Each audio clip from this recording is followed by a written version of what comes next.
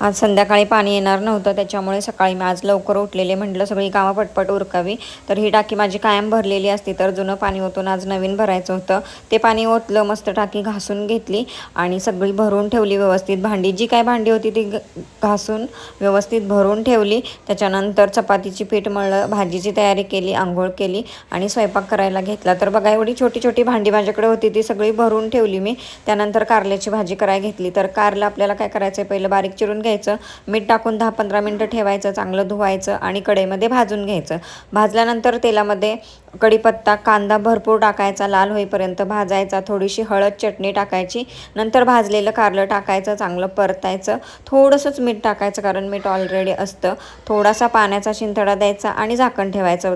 5 मिनिटांनी वाफरल्यानंतर मस्त हलवून घ्यायचं. त्याच्यामध्ये बारीक चिरलेली कोथिंबीर आणि शेंगदाण्याचा कूट टाकायचा. रेसिपी नक्की ट्राय करा. मिनी व्लॉग आवडला असेल तर नक्की लाईक करा, सबस्क्राईब करा.